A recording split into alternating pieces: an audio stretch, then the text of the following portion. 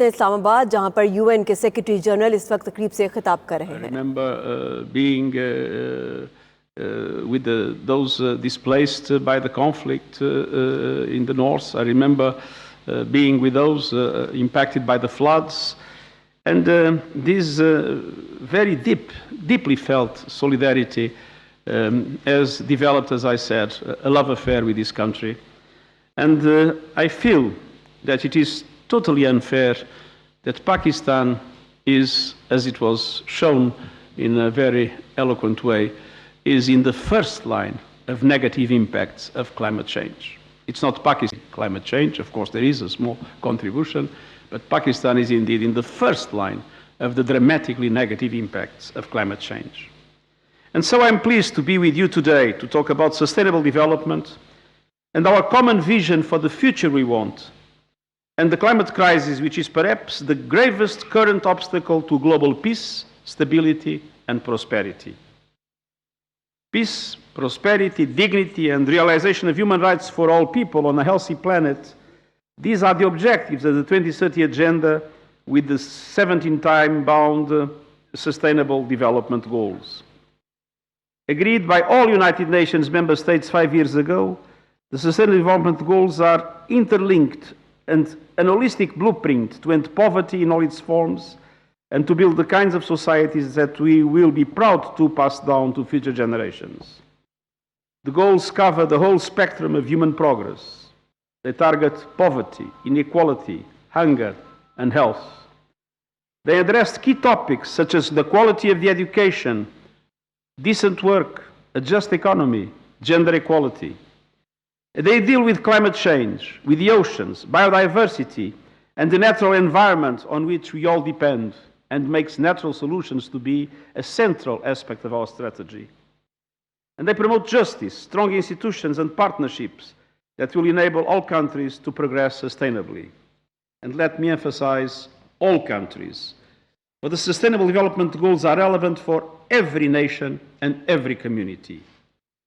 No country can say that it has no inequality, or no urban poor being left behind, or no problems with pollution or climate change. And no country can say that it is immune from the global forces that will affect its success. Today's challenges to sustainable development and human progress do not respect borders. They are not confined to individual nations. They demand collaborative answers that recognize that we all share the same planet and we need to cooperate across borders and sectors to realize our aspirations. And I'm pleased to say that Pakistan has embraced the Sustainable Development Goals from the start. Back in 2016, Pakistan was among the first nations to integrate the SDGs into its National Development Agenda and recognize them as National Development Goals. And in 2018, Pakistan launched a national SDG framework to prioritize and localize the global goals through the country. And as with the goals globally, poverty reduction is at the heart of Pakistan's effort to leave no one behind. A national poverty alleviation program, titled ESAS, or Compassion, has been launched to expand social protection and safety nets and to support human development. And the National Youth Development Program, titled Kamyab Jawan, is seeking to create 10 million jobs for young people in 5 years. And stunting and malnutrition are down, and the nation is seeing success in bringing down neonatal mortality, thanks in large part to the Lady Health Workers Program, which has been a significant increase in skilled birth attendance. And I'm also encouraged by the country's initiative this year to promote universal health coverage. These are just some of the many actions being taken by Pakistan and other nations to achieve the Sustainable Development Goals.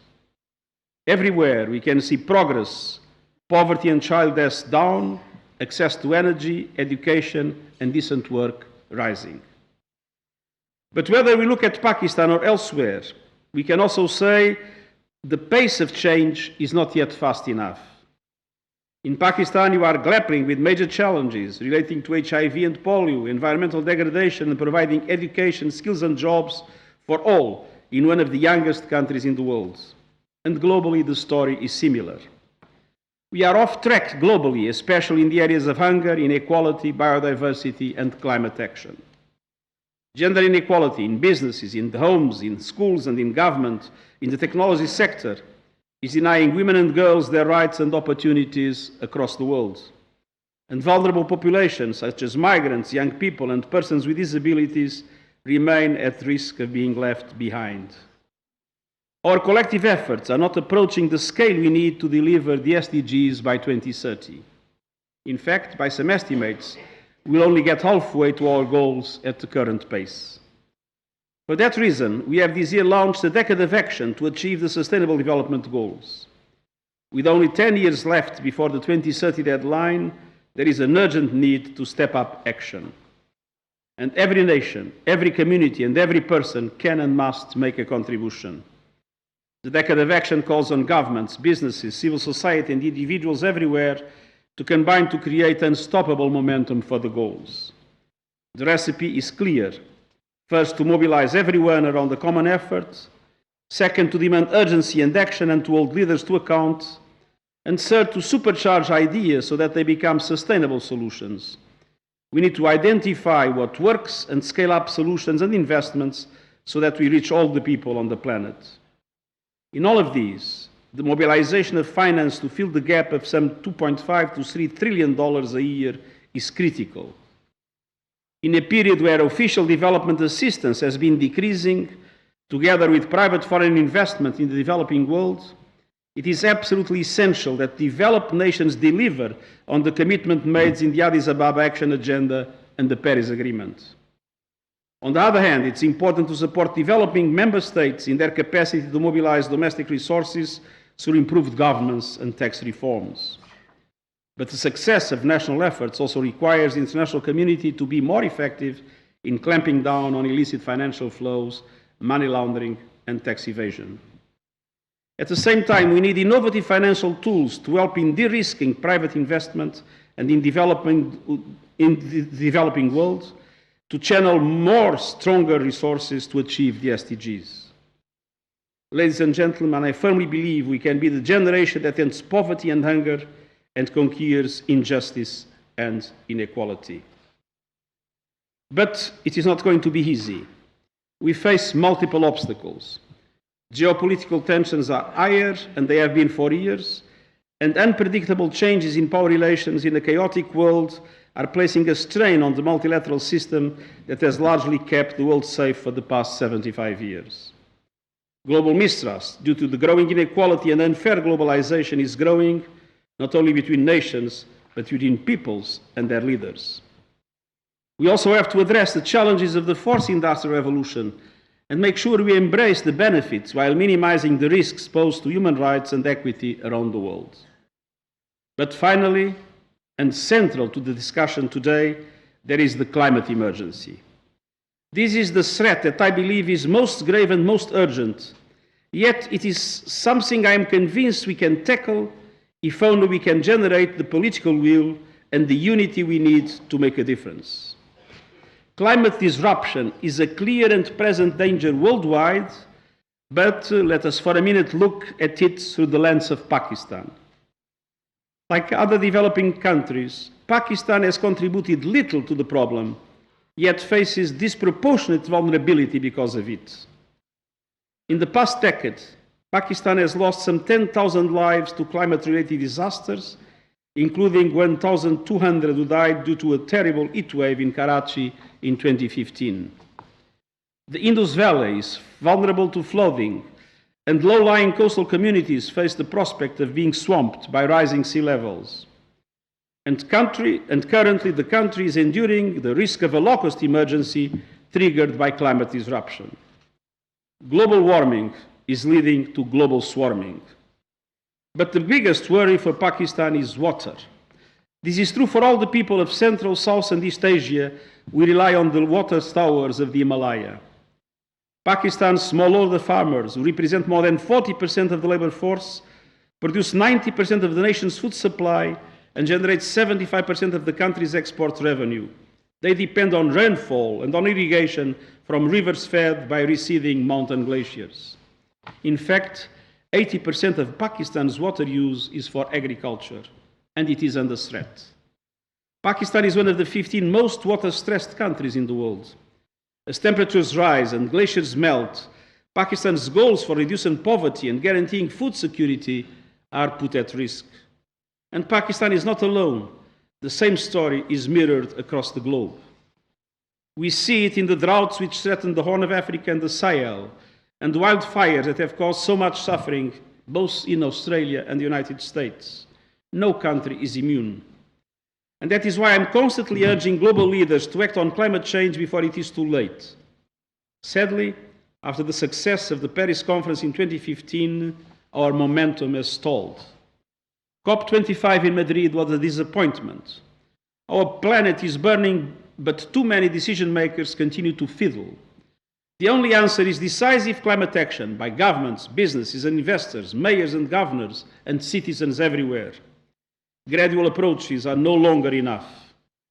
And the next climate conference, COP26 in Glasgow, governments must deliver the transformational change our world needs and that people demand with much stronger ambition. Ambition on mitigation, but also, as we see with the needs of Pakistan and many other developing countries, ambition on adaptation and ambition on finance. Every city, region, bank, pension fund and industry must completely reimagine how they operate. Our goal must be to keep temperature rise to 1.5 degrees. This is what the scientific community tells us is the only way to avert runaway climate change. And to do that, the world needs to reduce greenhouse gas emissions by 45% from 2010 levels by 2030 and to reach net zero emissions by 2050. And the main obligation rests on the major emitters. And there was a map that shows them. Those countries that contribute most to this crisis must lead the way, not least by phasing out coal and ending perverse fossil fuel subsidies. But all countries can and must play a role. I commend Prime Minister Imran Khan for highlighting climate change at the United Nations General Debate last September, and I congratulate Pakistan on becoming co-chair of the Green Climate Fund. And I also welcome the initiatives such as the 10 billion tree tsunami campaign and the government's Clean and Green Pakistan movement. I have to say that I was extremely well impressed when I've heard that Pakistan had decided in Islamabad to abolish plastic bags, and that will be the same everywhere. Plastic pollution is today one of the central concerns that we have, especially for the protection of our oceans. And sometimes people are a little bit reluctant of it, but for those that are reluctant, I have a solution here, which is to use bags like these, which is a UN non-plastic bag, to go to the supermarket. Such local initiatives are essential, and they should be reflected and supported across the planet where appropriate. But ultimately, the answer to the global climate crisis will come from global solidarity backed by global action. We are in a battle for our lives. Our sustainable future is at stake, but I firmly believe it is a battle that can be won. Technology is on our side. We have all the tools and knowledge we need to move from the grey economy to the green economy, as it was seen in the slide. We have the Paris Agreement on climate change, the Sustainable Development Goals, and we have the most engaged and mobilized generation of young people in history, a group that is simply not going to accept the current situation. The history of humanity is one of progress. I believe the trajectory is inexorable. So as we look ahead to 2030, let us look ahead with optimism and determination, knowing that we have overcome great challenges before, and we will surely do so again. Thank you very much, and best success for your program.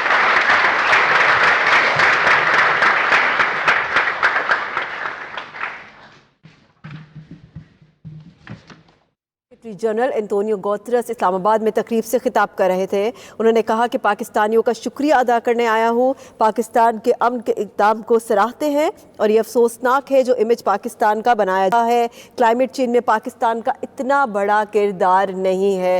अक़वाम मुत्तहिदा के secretary general दौरा पाकिस्तान पर मौजूद हैं और उन्होंने तकरीब से खिताब किया और उनका कहना था कि पाकिस्तानियों का शुक्रिया अदा करता हूँ। गुर्बत का खात्मा पाकिस्तान की बुनियादी पॉलिसियों का हिस्सा है। पाकिस्तान मौसमियाती तब्दीलियों से मुतासर होने वाला बड़ा मुल्क है। सेक्रेटरी जनरल अक़वाम मुत्तहिदा ने कहा कि पाकिस्तान ने लाखों अफगान मुहाजिरीन की बेहतरीन मेज़बानी की है। पाकिस्तान मुतासरा मुल्कों में से शामिल है और पाकिस्तान पायदार तरक्की अहदाफ के लिए काविशें कर रहा है। पाकिस्तान की काविशों को अहमियत दी जानी चाहिए। गुर्बत का खात्मा पाकिस्तान की बुनियादी पॉलिसियों का हिस्सा है। उन्होंने ये भी कहा कि नॉन प्लास्टिक बैग्स का इकदाम उठाया गया, ये खुश आइंद इकदाम था। सेक्रेटरी जनरल अक़वाम मुत्तहिदा ने कहा कि पाकिस्तान मौसमियाती तब्दीलियों से मुतासर होने वाला बड़ा मुल्क है, जहां पर मौसमियाती तब्दीली के हवाले से तकरीब का इनेकाद किया गया है और इस वक्त शुरका के सवालों के जवाब दिए जा रहे हैं। Is Mark Carney, that was governor of the Bank of England, and probably the person in the financial sector that has fought more bravely in order to establish mechanisms to guarantee that the financial instruments serve climate action instead of being an obstacle to them. Yes, I think what the Honorable Secretary General pointed out, finance and the focus on adaptation being the key areas over here. But to answer your question, I mean, this is something that we think of. I mean, I have mentioned it in my presentation also, but do nothing is not an option available to us. We have to do what we can do. And I think that's what we are doing in Pakistan. We may not be doing enough, but we are not doing nothing. We are doing a lot and more than our share, and we will keep on doing it. And hopefully the Secretary General will get the world to get together in unity to do it also. Next question. Okay, I'm going to choose the women. So the lady in the corner. Good afternoon, His Excellency. Thank you very much for a very insightful talk. My name is Momi Salim, and I'm an environmental researcher and advocate based in Islamabad. As you have mentioned in your talk already, that over 90% of Pakistan's surface water resources are currently used for agriculture purposes. And climate change is already posing threat to our natural resources, especially water resources. So how do we ensure food security given that less water will be available for agriculture in coming years? Your thoughts on that, sir? Well, I think that I don't know the Pakistani agriculture in depth. I know a little bit more of my own country's agriculture. And I think that many countries in the world have a lot to do in order to improve the productivity of the use of water in agriculture. We sometimes still use too much water. I think at the same time we need to make sure, as it was mentioned, there are dramatic floods everywhere. We need to be able to capture the water of the floods and to use it instead of letting the floods just destroy the soil and have very dramatic consequences for the countries. So there is on one hand the question of management related to, and this of course requires infrastructure, and of course requires finance, in order to be able to better preserve the water resources we have. And of course I'm very worried with seeing melting the water in the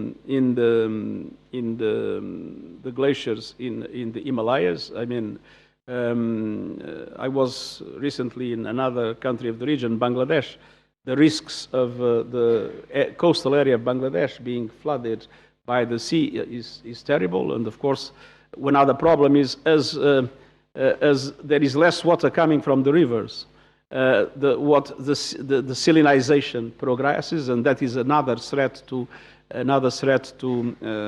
agriculture. But again, I think we also need to do more everywhere. As I said, I don't know very well the Pakistani situation, to do more to use water in a more effective way.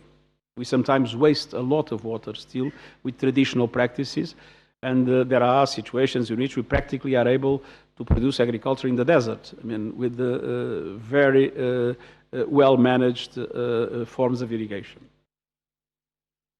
Thank you. I want to add to that the Recharge Pakistan project actually is a project to address that very issue. We have a lot of water in Pakistan. We say we are water stressed, but I think we are poorly managed. We've got a poorly managed water system. And one of the things I learned, there was a recent research which came out of 37 river basins of the world. The river Indus was the most stressed river basin in the world. And the reason was that although we sit on the second largest sweet water aquifer in the world. This is something I didn't know of. I found out about 2 months back that we have the second largest sweet water aquifer beneath our river system. But we are drawing down on it very fast and not recharging it properly. I think the Recharge Pakistan project is that although you have this huge mass of water, 30 million acre feet of water that goes and we flush it down into the Indus. So I think this Recharge Pakistan project is to capture that water, restore the natural ecosystem so that it can recharge the aquifer, and then, the system starts coming back. So we are working on that. It's at the project is submitted to the GCF for its, feasibility. And as I said, the Chinese government is also helping us in that because they did it in China. In the Three Gorges Dam, they created two bigger wetland lakes south of that dam to recharge the aquifer. And I think this is something that we need to do in Pakistan. Thank you. Again, the lady with her hand up. Hello, hi. My name is Anam Rathore, and I'm an environment and climate change activist. So I'm going to continue on slightly on the previous question. So there's a growing regional tension between India and Pakistan, and there's there can be possible escalation. And a lot of water in Pakistan comes through from India. So the water crisis is Pakistan is growing. Given that we are a riparian country, a lot of a driver pushing governments to change regulations, pushing governments, because some of these things require government regulations, pushing governments to assume more clearly responsibilities in this regard. So I'm very hopeful that the financial sector will become more and more an ally in climate action, based not on, in some cases, based on, I would say, even a generous approach, because more and more companies and banks and institutions feel that their staff is concerned about climate action, that the children of those CEOs are concerned about these things. So there is a shift that is authentic. But then there is enlightened self-interest. Why to bet in things that have no future? No. The logic of business is to invest in the economy that has a future. And the economy that has a future is a green economy, not a brown economy. Thank you. Next question, the gentleman in the paisley tie. Okay. Oh, sorry, striped tie.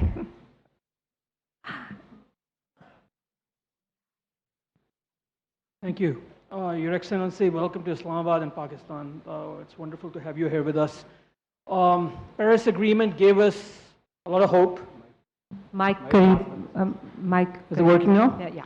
So there was a lot of hope with the Paris Agreement, but for a lot of us in Pakistan and across the world, that hope is quickly turning to fear and tragedy. Given what's happening with the climate talks, we've seen disappointment after disappointment. How long do you think we can continue to base our collective hopes on climate negotiations that are led by some countries who've got different means of going about the negotiations? I guess my question to you is, climate is being disrupted. Is there a disruption needed within the climate talks, within the climate negotiations process to move things forward? Thank you. Well, it is true, if one looks at Madrid, that today governments are to a certain extent lagging behind what is happening in societies. But it is also true that the pressure is mounting, and is mounting for a number of reasons. First, there are economic reasons. The green economy is becoming the most profitable one. My country, Portugal, has launched recently a bid for solar energy, for a number of plants of solar energy. And they got in the proposals for that bid the cheapest price ever for electricity anywhere from whatever source. No, so it is clear, and much cheaper than coal and much cheaper than natural gas, that my country is closing the coal plants, one in 2021, the other in 2023. Natural gas will still remain part as a kind of a, system of equilibrium of the network, but the bet has been in the renewables. And they got now prices that are astounding. I think, if I remember well, $14 per megawatt hour. but these I'm not so sure. It's just by memory. Which means that, I mean, to invest in fossil fuel production of energy is a mistake for the future. It is to have more expensive electricity in the future, which doesn't make any sense. On the other hand, we see that in all other areas, the green economy is becoming the most attractive. So there is a pressure I mentioned from the financial sectors. On the other hand, in Europe, 2 years ago, and I speak for Europe because it's my area, 2 years ago, all the elections, the key factor was migration. Last year, the key factor was climate. So public opinions are starting to put a lot of pressure on governments in relation to climate. And it's very interesting that because of that, the European governments have now committed, with the exception of Poland, but I mean, I hope that this problem will also be solved, to the carbon neutrality in 2050.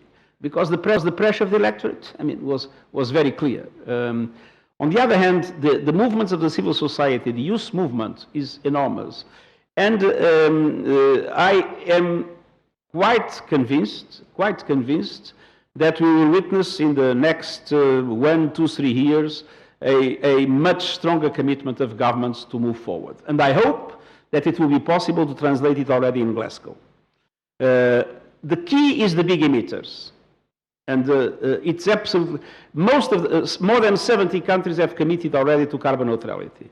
But they represent only 15% of the emissions. The big emitters need to commit to the same objective.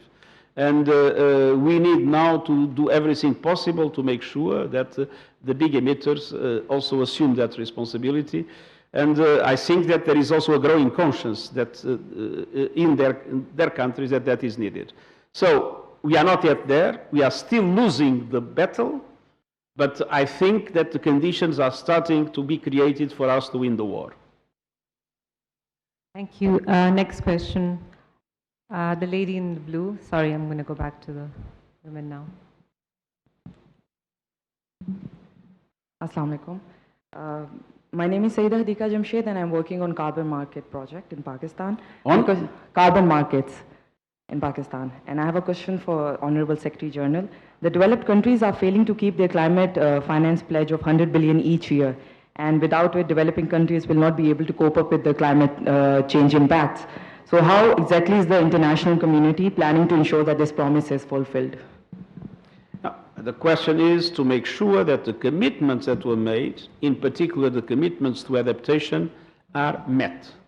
And this is what, as I said, we still need the clarification, and I hope that in Glasgow that clarification will be real. We are seeing also the mobilization of resources beyond that. We are seeing all the international financial institutions investing more and more money in these. We are seeing a big success, for instance, in green bonds everywhere. So I think there are reasons for hope beyond that. But one thing is clear, there were commitments made in Paris, namely by the developed countries. Those commitments need to be met in a transparent way. Would you like to add? Okay, next question, the gentleman in the yellow tie. Yes. Excellency, thank you very much. On behalf of the business community of Pakistan, I want to thank you for the sentiments expressed for the people of Pakistan. We love you too, sir. And sir, to achieve sustainable development, peace and security is a must. Peace and security is a must to achieve SDGs. Now, what is happening in Kashmir, it is affecting our economy, our business, and 220 million people, they have been waiting to listen to you, and those in Kashmir are expecting that you would play a role to ease their lives. It's 197 days that they are under oppression. Thank you. Well, thank you very much. First of all, I've always been strongly advocating the need for an enhanced dialogue between India and Pakistan, and even offered my good offices more than once. Of course, good offices can only be implemented it if they are accepted by both parties. And we have been expressing very clearly the absolute need for human rights to be fully respected in Kashmir. By the way, if there has been any solid contribution for that, are the two reports that were presented by the Human Rights High Commissioner on the situation that I believe have had a very important role in clarifying the situation. So our strong commitment is clear. Human rights must be respected everywhere in the world, but also there. Thank you. Next question, the lady in white.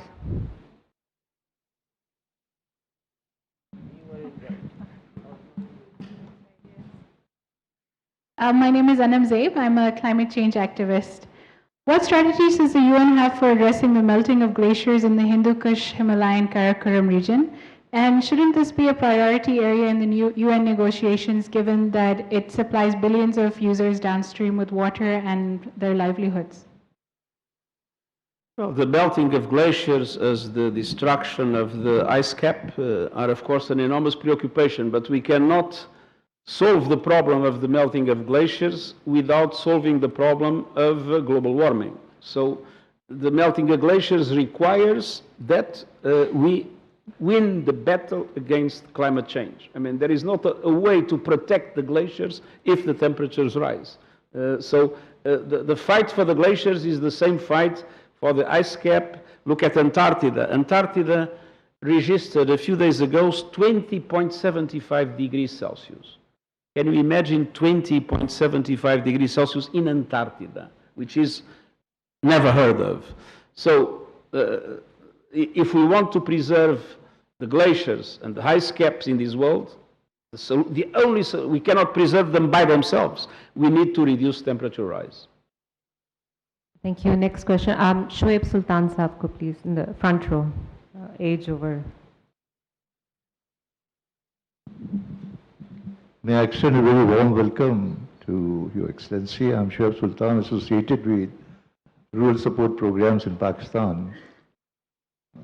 I would like to exploit your presence, Excellency, to influence the advisor to the Prime Minister, because I was very encouraged by his presentation, and especially the word people-centric written in red.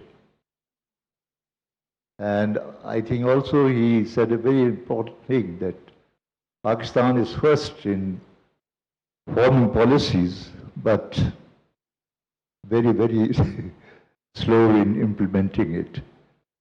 Now when we talk of people-centric, where are the people? Who are the people whom are going to involve?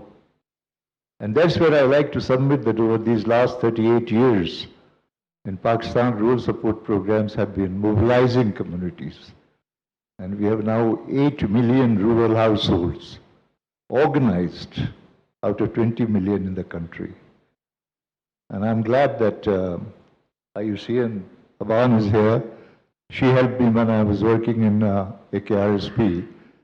And the people there, about 40,000 communities implemented and planted 50 million trees in no time. And I'm glad that you have got a secretary here now, Naeed, who helped me in mobilizing 2.7 million women households in Sindh. So that is there. I'm prepared to link them up with the climate change. And I entirely agree with you that without making it people-centric, we would not be able to achieve this goal. Thank you. Thank you. We're running out of time, so just the last, I think. This is for your. Let me just add, Dr. Shoaib Saab is, of course, an icon in the industry. We are looking at that option, and at the moment we are working with the provincial forest governments. But there are some of them which are faltering, and as soon as they falter, we'll be heading over to the RSPs to help us in taking this process forward. I think this is a resource that we have, that we've developed over the years, with a direct link to the households, and it can be a big help to us in our plantation project. Last. Secretary general अक़वाम मुत्तहिदा तरक्की और मौसमियाती तब्दीली तकरीब में सवालात के जवाब दे रहे थे। उनका कहना था कि पाकिस्तान मौसमियाती तब्दीलियों से मुतासर होने वाला बड़ा मुल्क है। तरक्की के हसूल के लिए दुनिया को रुकावटों का सामना है।